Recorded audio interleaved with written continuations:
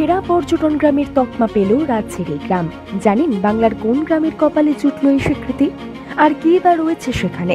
এই প্রতিবেদনে দেখুন তারই বিস্তারিত। সম্প্রতি কেন্দ্রের তরফে ঘোষণা করা হয়েছে দেশের সেরা পর্যটন গ্রামের নাম। কেন্দ্রীয় পর্যটন মন্ত্রকের তরফে চলতি বছরে সেরা পর্যটন গ্রামের তকমা পেয়েছে বড়নগর গ্রাম।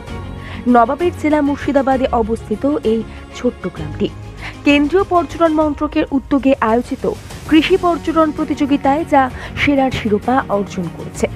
আগামী 27 সেপ্টেম্বর বিশ্ব পর্যটন দিবসে এই পুরস্কার তুলে দেওয়া হবে বাংলার হাতে। কিন্তু জানেন কেন বিখ্যাত এই ছোট্ট গ্রামটি? আসলে মুর্শিদাবাদের এই গ্রামকে পূর্বে তুলনা করা হতো বারাণসীর সাথে, যার কারণ গ্রাম জুড়ে ছড়িয়ে ছিটিয়ে থাকা মন্দির ও স্থাপত্যগুলি বহু বছর পার করেও যা আজও দাঁড়িয়ে আছে অতীত ও ঐতিহ্য নিয়ে।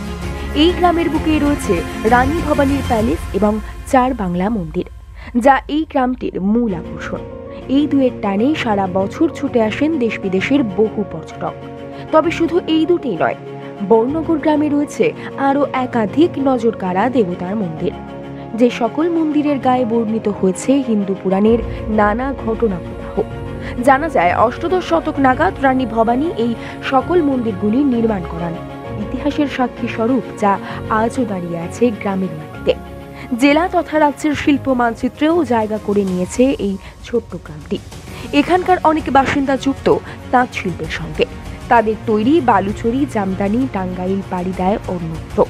পাশাপাশি গ্রামবাসীদের একাংশ যুক্ত মৃৎশিল্প, কারুশিল্পের সঙ্গেও। সব মিলিয়ে বড়নগর যেন স্থাপত্য ও শিল্পের এক অনন্য নজির।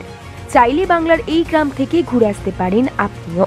পর্যটকদের সুবিধার্থে গ্রামে রয়েছে একাধিক হোমস্টে।